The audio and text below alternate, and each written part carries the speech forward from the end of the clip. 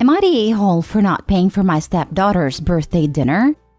My wife has 3 kids, 2 sons, 20 male and 19 male, and a daughter, 16 female from her previous marriage. Their father was an addict but is now clean. He doesn't have custody of Susie, but does visit when he can. My stepson and I aren't close, but they've been respectful to me at least. My stepdaughter, on the other hand, has not. She genuinely doesn't like me. She refuses to talk to me. She doesn't want me attending her shows, and she doesn't accept any gift I have given her, usually giving them away or tossing it in the trash. She doesn't listen to me if I am the one enforcing rules when she is grounded. It has to be her mom who puts her foot down. Her birthday was last week, and she had tests that day. My wife wanted her birthday to be extra special because she was turning 16 and had good grades. She wanted to go to an expensive restaurant with her family. I was not allowed to come according to her, but she wanted me to give her mom the money to pay for it. But I told her I would not pay. She got upset and told me it was the least I could do and how she asks for so little. But I stood my ground, so her mom took her to a less expensive restaurant. Now Susie is upset with me. Her granddad is also upset with me, telling me I should have paid and that it was her 16th birthday that I ruined. My wife is on my side and says there's just no winning with her. But I also know how important becoming 16 is, and I feel bad for not getting her a gift at all. So, am I the a-hole? Now for the top comments. Not the a-hole. If Grandpa wanted her to have an expensive meal, he could have paid for it. You shouldn't be paying for meals for entitled teens. She needs an attitude adjustment. You cannot like someone and still be polite. Not the a-hole. You ruined nothing. Susie wants things her family can't afford. That's life. She has made it incredibly clear that you are not her family and that she wants nothing from you. Wish granted. And 16 is an anniversary of being born, not an accomplishment. She needs to decide what kind of relationship she wants with you, but as long as she is not at least being cordial, she gets no extras. I think Susie has decided. She has only started to learn that decisions may have consequences you don't like. She's still young. Hopefully, for her mother's sake, she can learn to be more cordial to her stepfather. You can dislike your parents' new spouses as much as you want or they deserve, but you can't expect them to spend their money on you if you've made it clear you hate them. She's young and stupid at her age, like all teenagers. I have sympathy to an extent because I've experienced how tough blended families can be for a kid. But if she rejects him totally, she can't expect him to pay. If it takes this to realize that maybe she should be nicer to stepdad, if only because he is the one with the money in the house, then it's a lesson learned. Though I doubt she will if the grandfather is backing her up. Don't get sucked into her paying for college though. Not the a-hole. She may be only 16, but that's not too young to learn basic respect. She can't treat you like dirt and expect you to bend over backwards and make her birthday special. Sounds like she's mad at the world and is taking it out on you. Hope she grows up a bit and sees reason. Next story. Am I the a-hole for never helping my older siblings out and letting my brother and his kids be homeless? My family is on a big divide about this, so I was hoping I could get an unbiased perspective. I am the youngest of 4 siblings by a huge gap. I am 22 female and my husband is 26. My siblings are 30 female, 32 male, 33 male. Between the 3 of them, they have a combined 14 children. They all have multiple children. None of them went to college and they all work lower-paying entry-level jobs. While I graduated last year, started college and high school, and I work as a nurse. My husband works on planes, but I don't want to say what he does specifically. Our household income is about $200K, when average where we live is about $80K, I think. This is all relevant. My parents like to host big family functions for every holiday, and they bring the whole family together. Ever since I was a teenager, my siblings have always asked me for favors, mostly to babysit.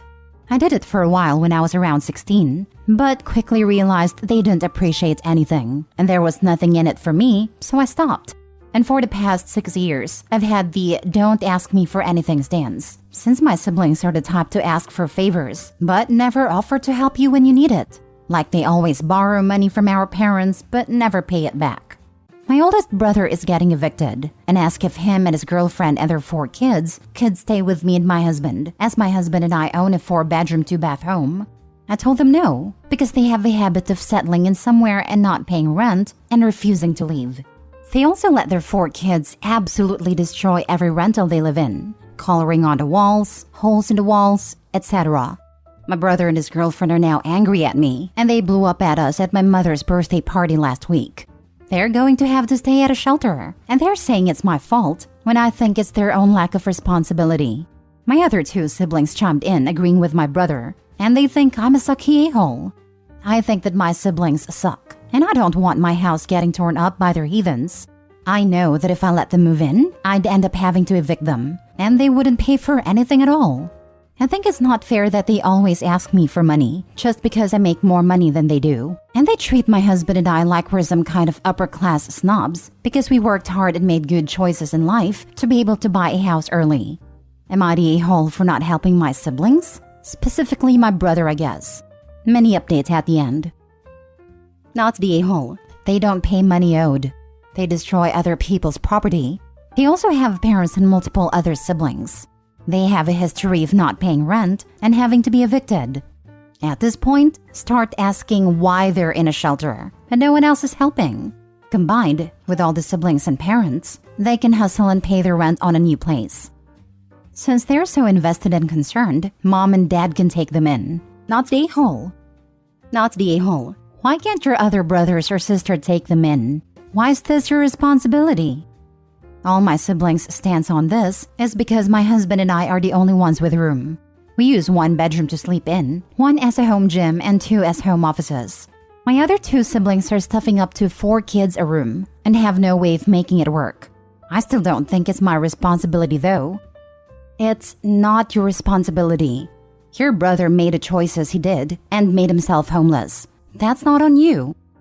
Again with the I'm poor but have 157 children. Come on, if you are low on money, just have 1 or 2 kids so nobody will starve or live in shelters. Why do people put themselves in this position? So that others in the family can pay for their family? These are not your children. Your siblings are not your responsibility. They are adults and should take care of themselves. If they were sick or had an accident and it was a one-time thing, okay. But no, they just don't pay rent for a habit. Not the a-hole. My brothers don't seem to know what rubbers are. And my sister had her first at 16 and kept them coming after that. She has 6 kids with 6 different men, and she's always convinced every guy she meets is the one. I don't understand them, to be honest. We grew up in a normal middle-class household, and our parents taught us proper sex ed. I really wish they'd all get it together, to be honest. But none of them want to go to college or anything. Don't help them. They will just spend all the money and try to suck more out of you. They have definitely done that to multiple relatives, lol. For the mini update, I'm offering to pay for everyone to get a vasectomy or tubes tied this Christmas and giving my brother enough money to cover the red roof in for a week. That's it. All I'm doing for anyone, and they better not call me ever because I'm not answering. Next story. Am I the a-hole for choosing to celebrate my sister's birthday instead of my dad's wedding? I, 27 male, have always been close with my younger sister Mary, 20 female. Mary has been overlooked by my dad from the moment she was born. My dad never wanted a daughter, and tensions with his ex-wife, Mary's mom, led to him basically excluding her from everything. Nothing she ever does is good enough for him, and she is often excluded from family gatherings. I, on the other hand, always try my best to include her, or even take her out just the 2 of us, to make her feel better. But it's obvious that being excluded hurts her a lot. I am my dad's golden child, and grew up spoiled, and while she tries not to show it, I can tell Mary is jealous of the attention my dad gives me. So a month from now is Mary's 21st birthday, and she's very excited about it. I live in a different state, but I made a promise to fly over on her birthday so that I could take her to get her first drink. We have been planning this for months, and I already got the tickets. Meanwhile, my dad, 56 male, is currently engaged to Janice, 57 female, and a few days ago he texted me, letting me know that their wedding plans changed, and they plan to get married in her parents' yard on June 8th. He said he knew it was short notice, but they agreed that a small ceremony would be better, so they could go to the beach for their honeymoon while it was still nice. Now, my problem isn't the short notice. My problem is that June 8th just so happens to be Mary's birthday. Like, not a day before or later. No, he plans to get married on his daughter's birthday. I brought that up, and my dad brushed it off saying it's just a date. And it wasn't like my sister was going to celebrate her birthday with us anyways. I told my dad I had already plans to fly down and celebrate Mary's birthday with her, and I wouldn't be able to make both events. He seemed shocked by this and asked why I didn't just cancel for his wedding since I'm already paying to come down. I could even bring Mary along and celebrate her there if it means that much to me. I'll admit, this angered me because the least he could do was acknowledge his daughter's birthday. I told my dad that I plan to spend my day with Mary, and the only way I will come to his wedding is if she is invited and decides to go. He tried to argue with me saying that birthdays comes every year and weddings don't, to which I responded that this is his third, so it's not that special, but my sister turning 21 is. My dad hasn't spoken to me since then, but Janice and other family have been calling and texting me nonstop. Janice even told me that my dad has been crying and miserable over what I said, and that my selfishness has ruined their wedding. I'll admit that what I said may be harsh, but I also stand by it. I am not the one being selfish here, and if my dad wants his child at his wedding so badly, he can have all or nothing. However, my dad and family are still mad at me, and saying that I'm being petty and ruining his big day. So am I the a-hole? Not the a-hole. I would bet every penny I have that your dad did this intentionally. Screw him. The only valid reason to go to his wedding is to crash it with Mary and make a scene. Not that I'm suggesting this. He's already on marriage number 3. And do you really want to sit through any more of those than you have to? Crash or don't, but I'm the flavor of petty to drop technically true information in order to cause maximum chaos. Hypothetically, you could come back around for the reception with Mary and be astonished that your genetic donor planned a surprise party for her. Look, they even got the extended relatives into town to celebrate this big milestone birthday. What do you mean it's not for her? Today is his daughter's 21st birthday. What could be more important to him than that? He'd have to A, say that he forgot her birthday, B, admit it was on purpose, or C, go along with it and fold her birthday into the celebration. Toasted no matter what he does. Nah, just tell him you'll make up for it in his 4th wedding. Not the a-hole. Pick your sister. She deserves at least one family member who cares about her. Your dad can have Janice and keep crying. If his marriage to Janice even lasts that long, because his dad is such moronic jerk to jinx his own wedding and marriage by having it on his daughter's birthday, I think the pressure and stress of knowing Opie will always pick a sister over his father is going to make father ruin that 3rd marriage, leading to a 4th wedding/marriage. Not the a-hole, especially since going forward, Opie will always going to celebrate his sister's birthday instead of his father's 3rd marriage wedding anniversary. Last story. Am I the a-hole for telling my mom she is stalkerish and to leave me alone? I, 33 female, married mother of 2, have a close relationship with my mom, and we often speak multiple times a day. However, some days I'm busy, have nothing interesting to say, or just don't check my phone for a few hours. This becomes a problem with my mom. If I don't answer messages or calls within a few hours, I get calls and messages asking if something is wrong. For example, I was going wedding dress shopping with a bridesmaid. Mom doesn't live close, so I was unable to come. So I sent her pictures of dresses throughout the day and let her know when I'd chosen one. I told her I needed a shoulder covering of some sort, and that we were going to nearby shopping center to find one.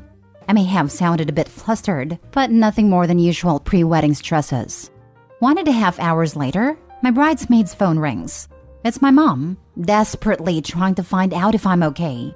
My mom had only met this bridesmaid once, didn't know her well, and certainly didn't have her number.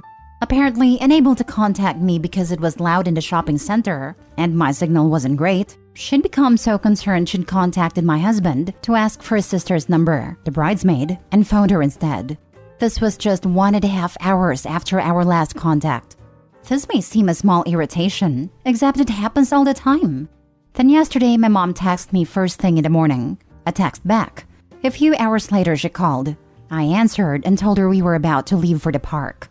After, we spent the afternoon gardening, and I left my phone inside. Around 5, just 5 hours after I last spoke with Mom, I saw she texted me to ask if we had fun at the park at around 2:30 p.m. Busy cooking dinner, I intended to text back after eating. I next looked an hour later. She'd sent 2 further messages asking if something was wrong and had called me.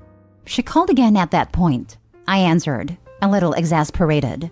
She immediately began asking what was wrong. I told her nothing, and she needed to stop assuming things were wrong when her adult daughter is out of contact for a few hours. She said her actions were entirely reasonable because in the past I've had medical issues, none of which were serious. I told her it wasn't reasonable. In response, she said, well, I assume with that attitude, you were fine then. This made me a bit angry. This happens regularly, and I'm fed up being treated like a child when 33 with 2 children of my own. Surely it's okay to be out of contact with mom for a few hours? And in my annoyance, I said her behavior was bordering on stalkerish, and it's ludicrous to expect me to check in several times a day. This panic about my well-being is almost a weekly accordance. We haven't spoken since, but she deleted the messages she sent yesterday. Unsure what that achieves, but she tends to act like a wounded puppy when I bring this up. Each time, I feel guilty for hurting her feelings. But should I feel guilty? Am I the a-hole? Not the a-hole. You need to set major boundaries with your mom. The fact she called your husband because she was worried about you to get someone's number. Why did your husband give it to her? He should have just said, she's fine. You need to wait for her to call. She took it too far. Boundaries are important. At this point, I once again recommend the book, Adult Children of Emotionally Immature Parents by Lindsay C. Gibson. Opie's mom is wanting to be enmeshed with her daughter, which is totally unhealthy. Not the a-hole. Your mother needs coping mechanisms, and you need to set boundaries and stick to them. There's no reason for your mother to be checking in on you multiple times a day. You have your own nuclear family that you need to spend time with. A once-a-week call with some text in between should be sufficient, and to expect responses back right away is ridiculous. I'm so sorry you have to deal with it. Caving in is in part enabling the behavior as well. Not a-hole, but Opie, you need to stop giving her what she wants. She will never improve if you don't stop answering like this. Having a relationship where you choose to call her every second day or so is better for you both long-term than you jumping every time she asks. She will react badly at first, but she's an adult, and she's responsible for managing her own emotions.